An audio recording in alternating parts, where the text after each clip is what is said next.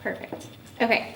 First, I wanted to thank you for being a part of this. As you know, my name is Miss Ferguson, and I am training to be a principal. So you being a part of this has helped that be possible. So we're going to do a pre-conference over one of your lessons, and we're just going to discuss your lesson, any intentions during the lesson, and logistics that I may need to be aware of prior to walking into your classroom. So the first thing I'm going to ask you is, what is the lesson's focus? So the lesson focus is, it's going to be my Law 1 class. Okay. And we're in talking about arrests and how arrests are made, and the functionality and the legality that we've got to follow when making arrests. So we're specifically, the day that you're coming, we're specifically going to be talking about Miranda warning. Okay. It covers TEKS 130.293 C 6B, and then we're going to talk a little bit and go a little bit in depth about the Miranda versus Arizona. The case. Yes, court. Yes, the Supreme Court case, Miranda versus Arizona. Okay.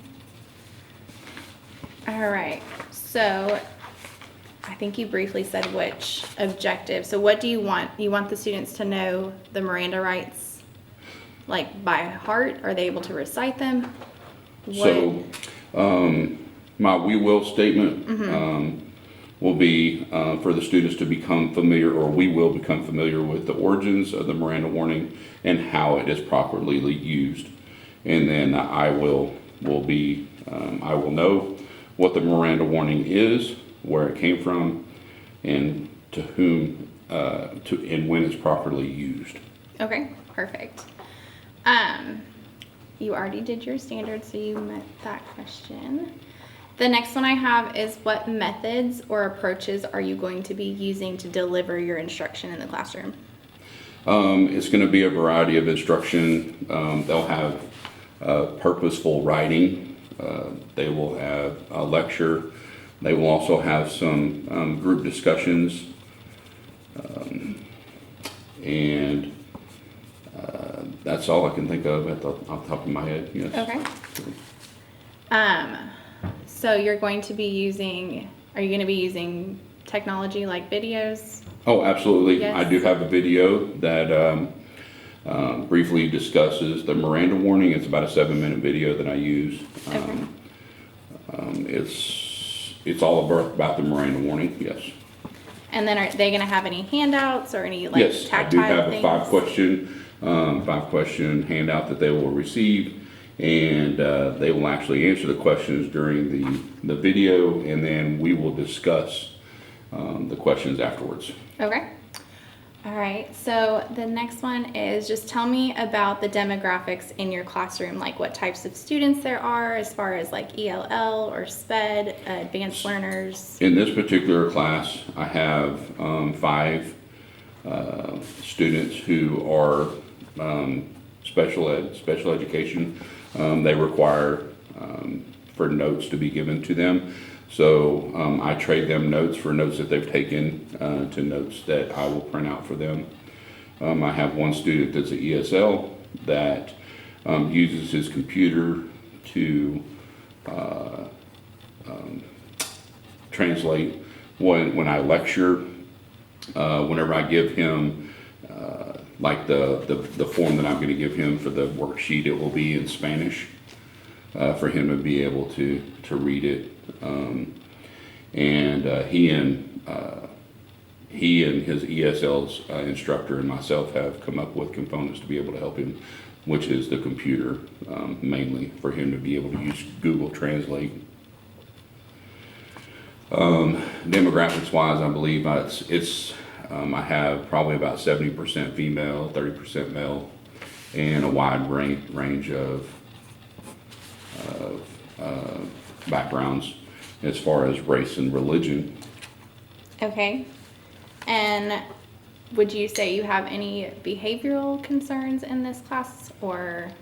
No, this is, most of the kids I've had, this is the second year that I've had them. And most of them know what my classroom management is and what I expect from them.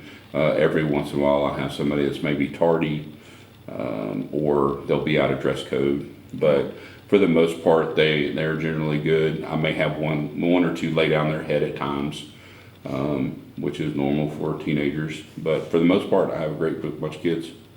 Perfect. How will you keep your students actively engaged, especially those who want to lay down their head? How do you go about that? So I've developed something I like to do, especially whenever I'm going to lecture.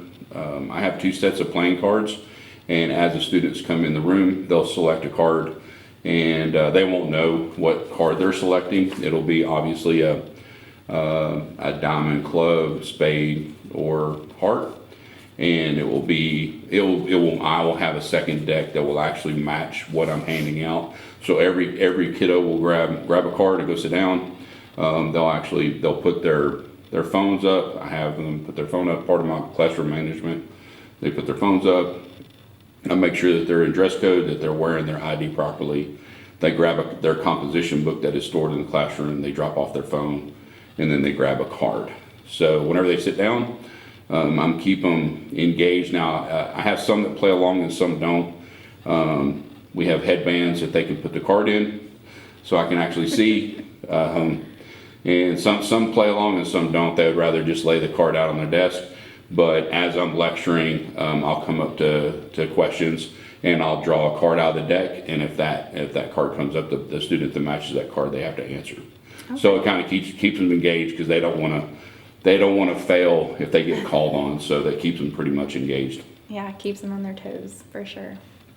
Okay, so going into like assessment and evaluation, is the 5-question paper that you're giving them, is that going to be like just over the video, or are you going to give some sort of exit ticket or reflection on the lesson before they leave to kind of see if they've met what your objective is? So my main objective for today is the Miranda warning, but my main objective, what I want them to know as a police officer in law enforcement, I want them to know when when they are legally bound to give the Miranda warning. So I do have an exit ticket that it's one question.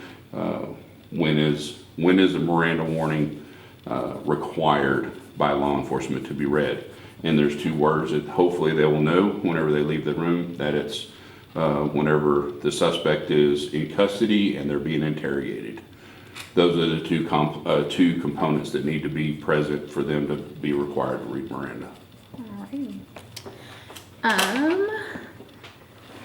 How do you plan to provide any feedback to the students? So as you said you're going to be doing student discussions, how are you going to provide feedback to them while they're in those discussions? I stay in the power zone quite a bit. I'm walking around, making sure they're on task and making sure they're doing the work that they're supposed to be doing. They generally ask questions of me while I'm walking around, and I will also be asking questions like, do you understand? And is that what you're asking? Yes. Okay. Yeah. Just to make sure that they're on task, and if the students have any questions, that you are actively engaged in that process. Definitely being in law enforcement class, I don't like to sit behind my desk. I'm walking around and showing them what command presence is, trying to be an example of what is supposed to be done. Right. All right. The last thing is, remind me what class period again? You said this class period is 4th period. 4th period. Okay, and then I'll be coming by during 4th period. It's going to be a 45-minute full observation. Is there anything specific that you want me to watch out for that I can provide feedback on, or? Maybe I do. I try to incorporate small purposeful talk, frequent small group talk. Mm-hmm. And I do have a plan in this lesson plan to do. I've kind of mapped out what I would like to do on a minute by minute basis. If you want me to go through that real quick, I can. Yes, is what please. I'm kind of planning on doing. So 0 to 7 minutes is whenever I'm planning them coming in the room, making sure that their ID is on. That I'll have a question posted on the board that will be, let me see here. The question will be on the board, what is the Miranda warning, question mark, and then when is law enforcement required to read Miranda? Those are the two questions I'll have on the board. Students know that whenever they come in, they pick up their composition book and go through everything else. Once they sit down, they'll write the two questions and then they'll reflect an answer, or they'll actually won't have anything to reflect off of just yet. I just want to know what their prior knowledge is about what the Miranda is and when it's required. So they'll have basically about 5 minutes to do that. I'll have a timer up on the board, and I'll ask them to really think about that and put down what they've seen, maybe in a movie, and if they can write the Miranda out, I'll ask them to write the Miranda out. And then, so that will be 0 to 5 minutes, and then I'll give them 2 minutes to talk to their shoulder buddy, and they'll have a minute each to tell each other what they came up with. And so that will be a 2 minutes. Again, the timer will be up on the board, so they'll know what they have. From 7 minutes to 15 minutes will be the Miranda video that I have.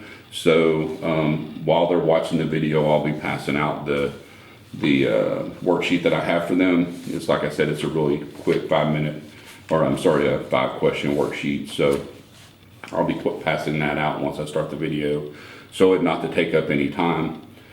Once the video will be complete, next couple of minutes will be completing the worksheet. And so from 15 minutes to 20 minutes, they'll be completing the worksheet, and then we'll go over the answers. And then from 20 minutes to 40 minutes, I plan on lecturing. So basically going through everything there is to know about Miranda.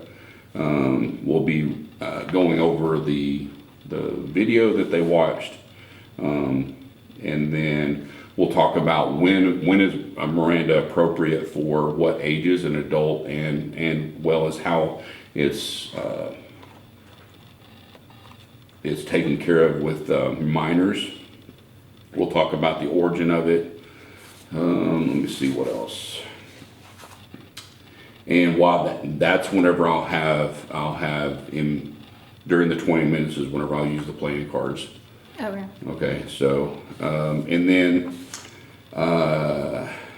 the playing cards will also come in role so they're gonna match up with what matches them. So all the kings, we'll have, in this class, I have 28 students, so I'll have 7 groups of 4. And so whoever has the kings will get together, whoever has the queens will get together.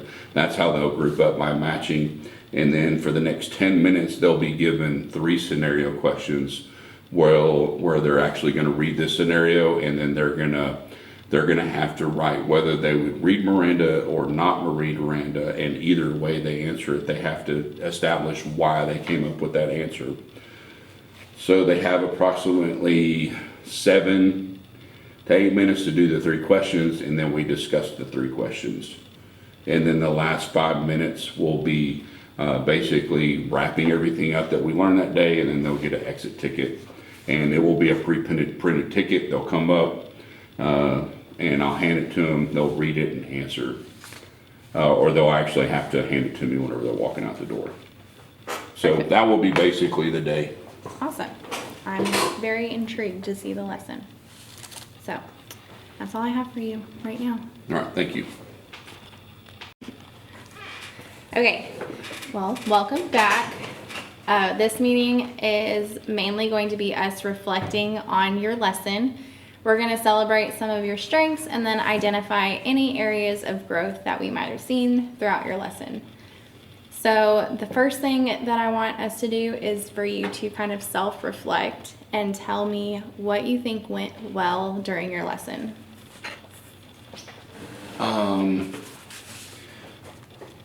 I think as sometimes maybe I don't feel like I did as good as I thought I should have, but the students are amazing. I think they did a really good job with following directions and I think they got it. Whenever we had the exit tickets, they all answered the question correctly, so I think they knew what I was striving for.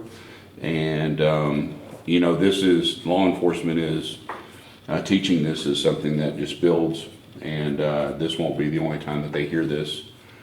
So I think that it will be something that they've been able to retain, and that they'll be able to reflect back on and be able to pull from their bag of knowledge whenever I ask them, the same thing, maybe a month down the road.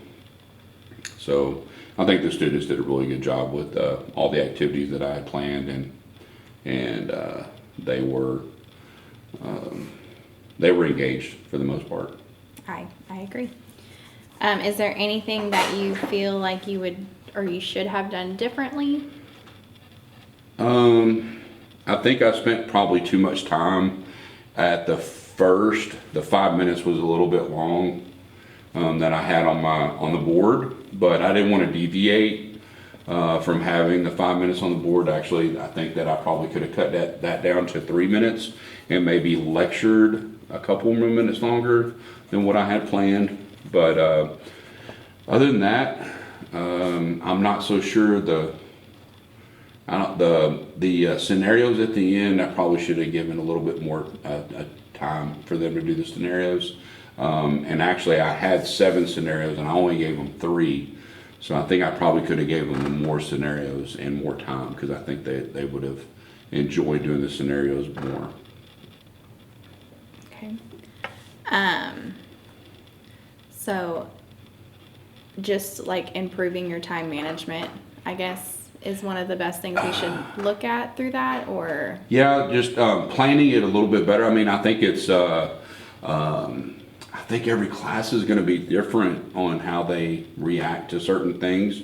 Reflecting on this specific class, I think there was a couple things I could have done differently, but Teaching is all about adapting. So I think Right. like our first periods are sometimes rough, and then as we go throughout the day, we're able to monitor and adjust ourselves. And yeah, unfortunately, I only have this class one time. I have 5 preps, so Yes. I only have this class one time a day. But yeah, I think if I teach the same class next year, it's going to depend on the students that I have and how I'm going to break it down. These students are good, so I think I didn't have so much flash. I didn't have to have so much flash with them. right. So. As far as like your grouping, you grouped them with the cards and like the type of cards you had. Do you feel like those groups turned out well, or do you feel like some of them may have been off task a little bit and we could have better planned for grouping them in that situation? I think that the card thing is fun. I think they find that exciting.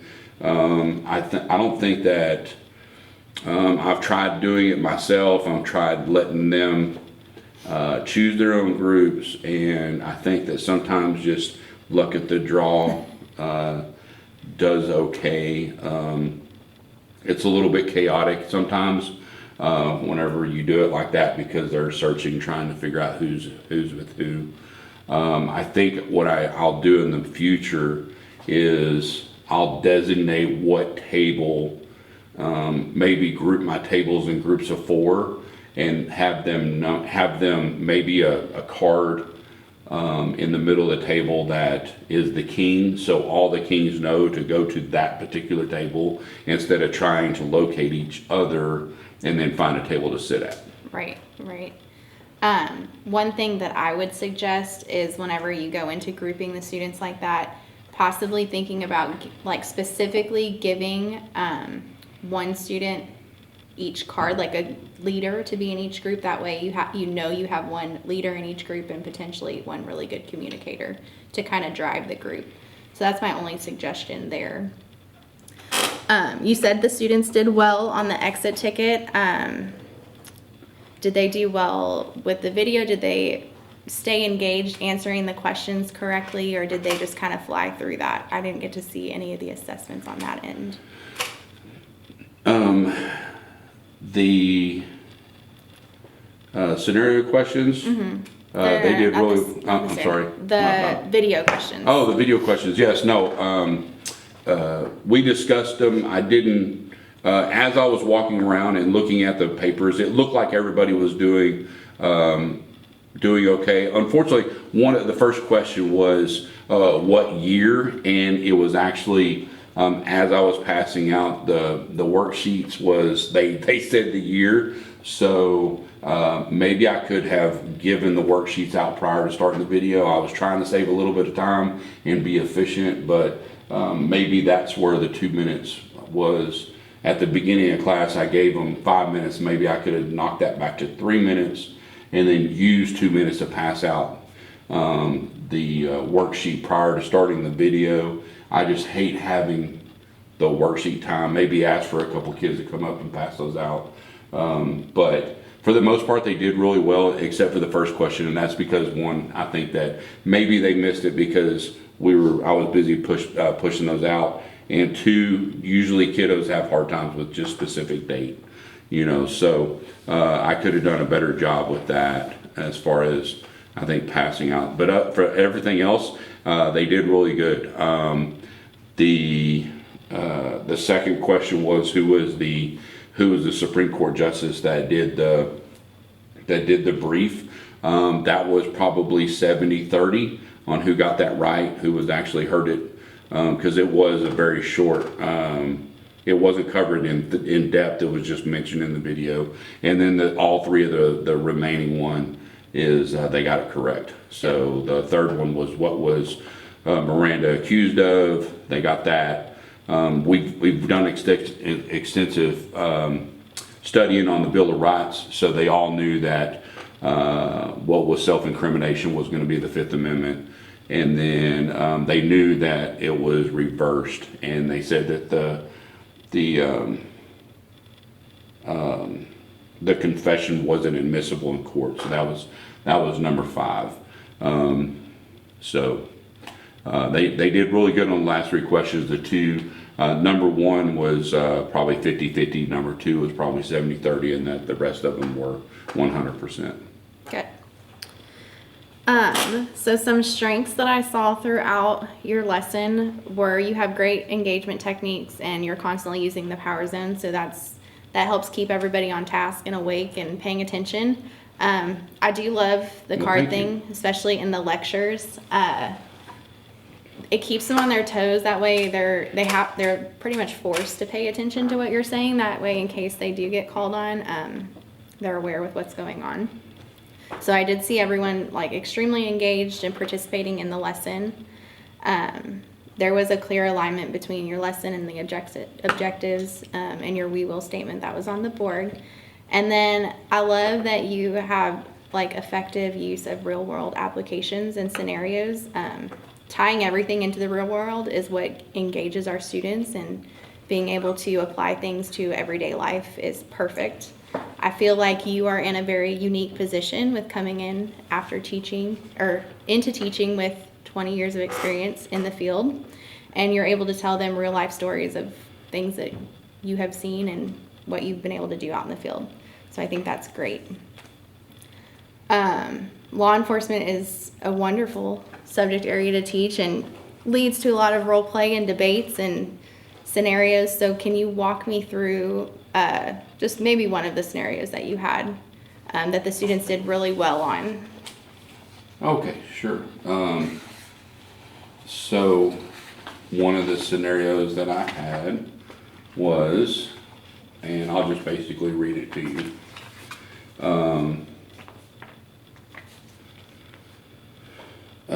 Let me see.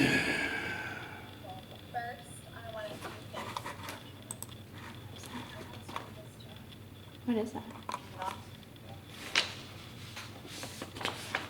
No? No?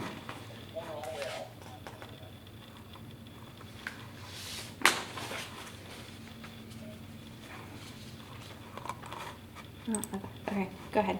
Sorry. Okay. So, Still going. Okay. An officer observed a defendant driving erratically. The officer turned on the emergency lights, but the defendant failed to yield to the officer. The officer turned on the sirens and the defendant still failed to yield. The defendant finally stopped. The defendant failed to get out of the car when he was instructed by the officer. The officer pulled the defendant out of the car, put her on the ground, and handcuffed her. The officer stood the defendant up, smelled alcohol, and noticed that her eyes were bloodshot and watery. The defendant swayed, staggering, and was argumentative and combative. 7 minutes after the stop, another officer arrived and asked the defendant if she had been drinking. The defendant admitted to drinking. No Miranda warning was given. Was the defendant in custody?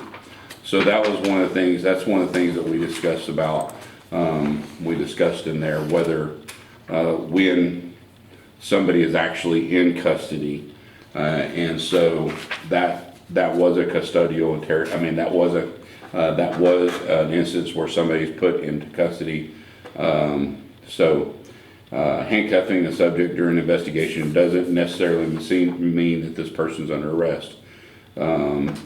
It was no ordinary traffic stop, so the defendant probably felt like that she was in custody, and a reasonable person at that time would probably believe that they're in custody. So yes, Miranda was required at that time, and no, the statement that she made was not going to be admissible in court.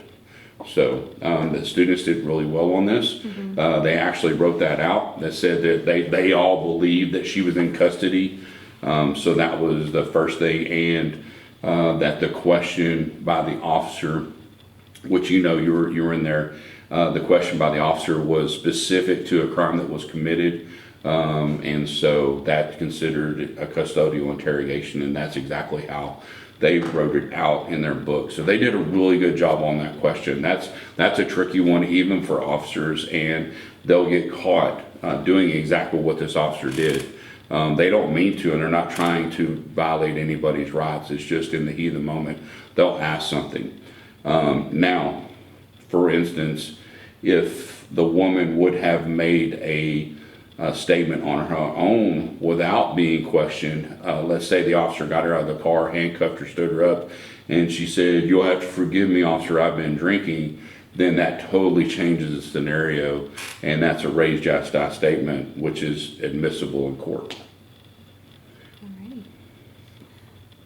Do you think that they enjoy using real life scenarios like that as opposed to just textbook work? And Oh, absolutely. Whenever I get a chance and I'm able to, I would, instead of them having to read this, I may show them a scenario that's similar to this by watching Cops or Live PD.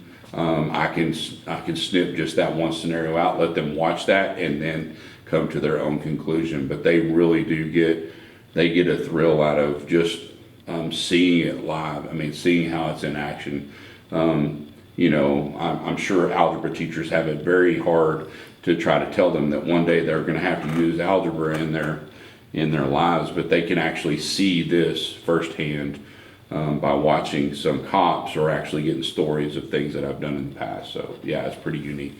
have you ever thought about like giving the students specific roles to play and then having them act it out in class and doing different scenarios that way as far as an assessment to see if they're understanding? So my criminal criminal investigation class is doing that right now. Friday they had to do an undercover buy, and they led all the way up to that point to being able to do that, to where we're building a narcotics case against a certain individual that we received an anonymous tip on. And so yes, we had people that were SWAT members that they were on standby in case something went wrong. We had a confidential informant who was introducing a undercover agent to the bad guy, and we had an OIC who was an officer in charge. We had somebody doing surveillance. So yes, we put them in roles, and we actually do competitions to where they get to go and do stuff and put on the gear just like a police officer would and go do a felony traffic stop. So yeah, it's pretty cool. So pretty much they build up to that. They eventually get their where they're in the scenarios themselves and being able to act through those. Yes, since Law 1, this is really the first year that they're specifically targeting law enforcement. And so they'll actually build up to that. At the end of the year, they'll be actually making traffic stops on their own, Okay. mock traffic stops, Right, of right. course, in class. But they'll be handcuffing people and stuff. So All right. So one of the things you mentioned in your pre-conference was about your small group discussions. How do you feel like that went? So using the shoulder buddy where they were discussing, I think they did okay. Sometimes I struggle with using small purposeful group, or maybe I overlook it. Maybe because I don't have. I know that you've given me some suggestions about breaking the students down into groups to where you have a leader and somebody that may take charge, or somebody that is maybe speaks, doesn't mind engaging other students. That may be where I'm going wrong, because I have been doing more random. So maybe in the future I can do the strategies that you told me about, or if you had any other suggestions. Sometimes I feel like it turns into a gossip session. Yes. So I'm more reluctant to turn them loose. Right. To discuss on their own. Even though I am walking around, I've got 28 kids in that class, so I can't monitor every group the whole time. I completely understand. I do have a couple of ideas that you can potentially use in the future.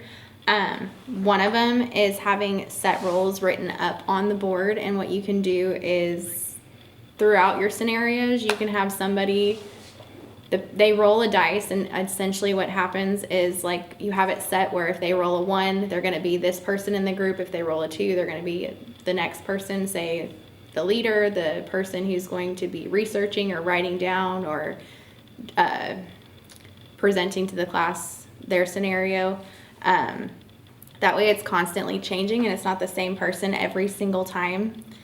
That's worked well in some other classes.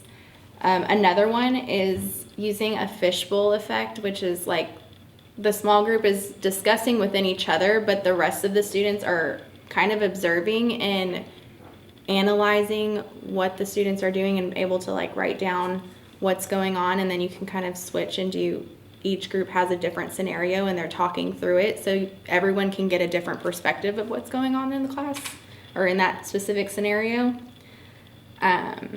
I did see some of your SPED students, they fell a little bit behind, and something that can help with that is just providing them with some checklists in order for them to stay on task and engaged. You did a really good job checking in on them frequently. That way, if they needed help, you were right there for them. But if they just had just that quick reminder of what they need to be doing, and they can check it off as they go, that would be perfect. Let's see.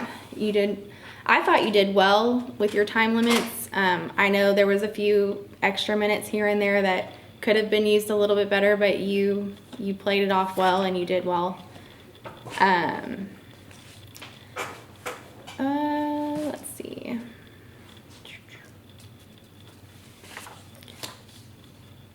The last one I have for you is being sure that you engage all of your higher learners. I know you had set scenarios that you were doing with each group, but maybe just whenever you're walking around and providing the feedback directly to the student, just maybe giving them like an extra,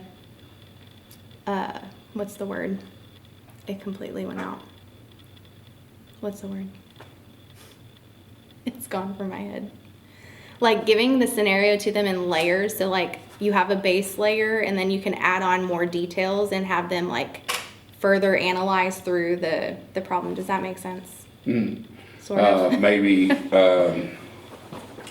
well, I could have asked them, the specific scenario that we just talked about, I could have asked them, can we make this right? Yeah, exactly. Because there was a way that they could save that by eliminating the statement that she said. Not that I mean, she made it. It was asked and she answered.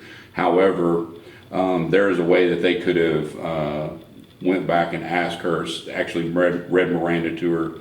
Whenever you're doing an DWI investigation, they would actually have taken her back to the station and read Miranda to her and then asked her a series of questions. So that circumstance could have been saved, and justice could have been served properly.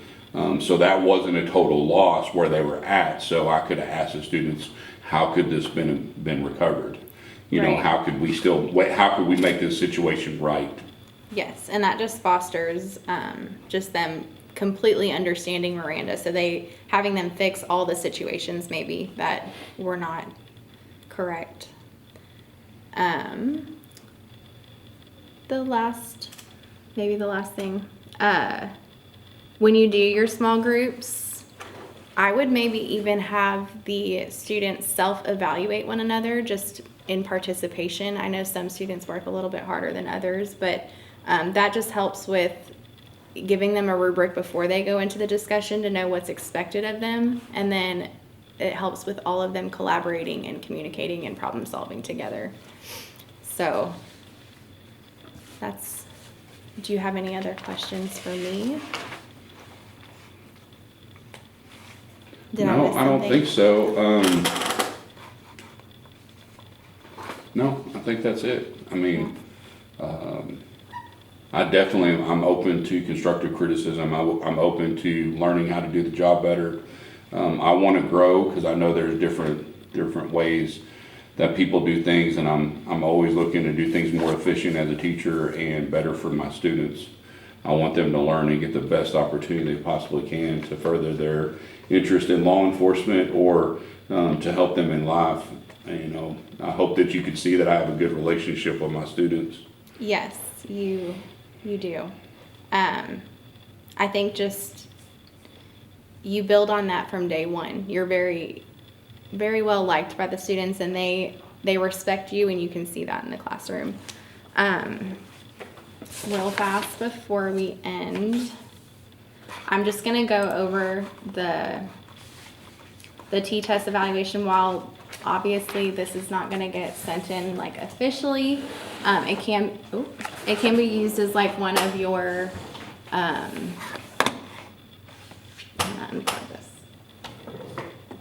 as one of like your walkthrough observations. Okay, so the first one was standards and alignment. That would be rated as, oh my goodness, accomplished. I had to scroll to the word.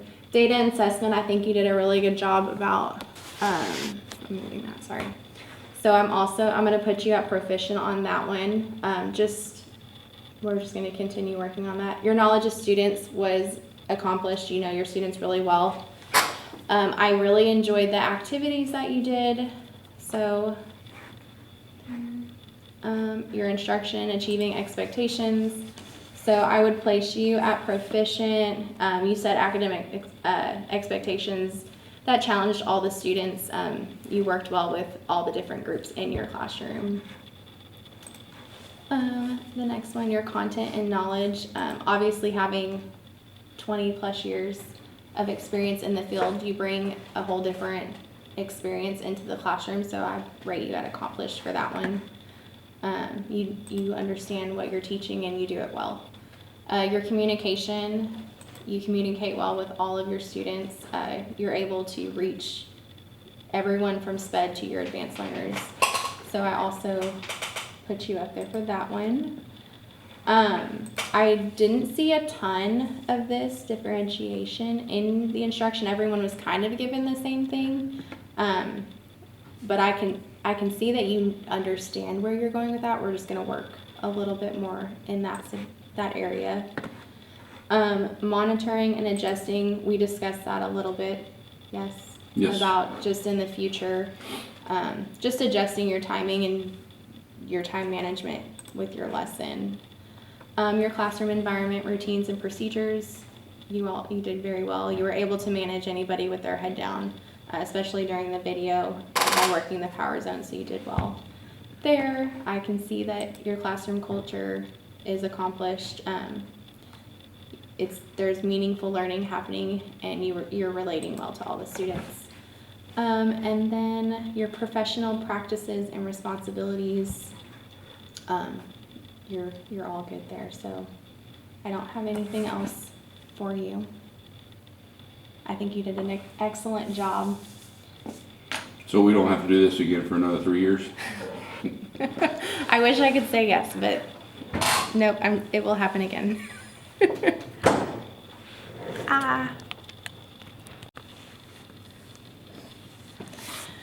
Okay, I'm just gonna do.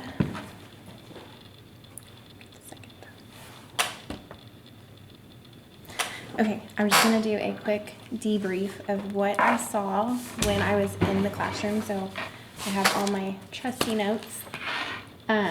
So first of all, the teacher that I observed has 9 years of teaching experience in law enforcement.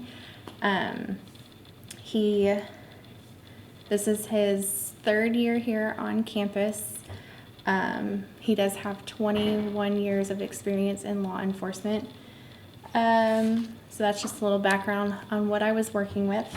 I entered the room prior to the kids coming in because I wanted to see the routines and classroom procedures that he already had in place. I witnessed him standing at the door. He was greeting all of his students, high-fiving, fist bumping. The kids love interacting with him that way. When the students came into the classroom, they immediately got their journals and they saw that they had a bell ringer on the board, so they knew exactly what they were doing. I did love that his bell ringer was activating prior knowledge, and he was trying to see kind of what they already knew. That way he can build on that. His objective and his we will statement was posted on the board. It was clear and it was in terms that everyone could understand, even the students. All the students were checked in to make sure they had their IDs. He is very religious about that. He's checking IDs, dress code immediately. All of their electronics were put away, including their AirPods and their Chromebooks. They didn't need those for the day. Their we will statement was to become familiar with the origins of the Miranda warning and how to use it properly.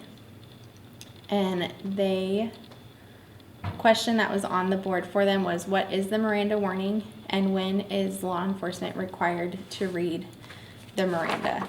So that was their they had a 5-minute timer. He did say in our post-conference that he wished that may have been 2 or 3 minutes, and that they might have gotten a little off task during that. After that, they went straight into a video, and he did pass out a paper. Yep. Let me see. Pause that.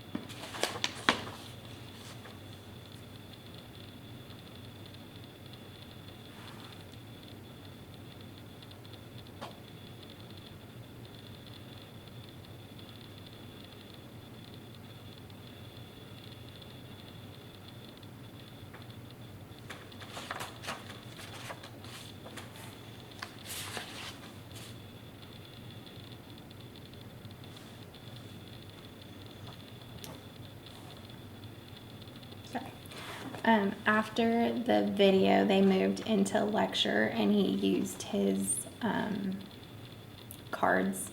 So as he's lecturing and as he needs them to either recall or answer any questions that he has, he used those cards in order to call on certain students. It was completely at random. It did keep the students more engaged and on task as he was asking questions and as he was lecturing in the classroom.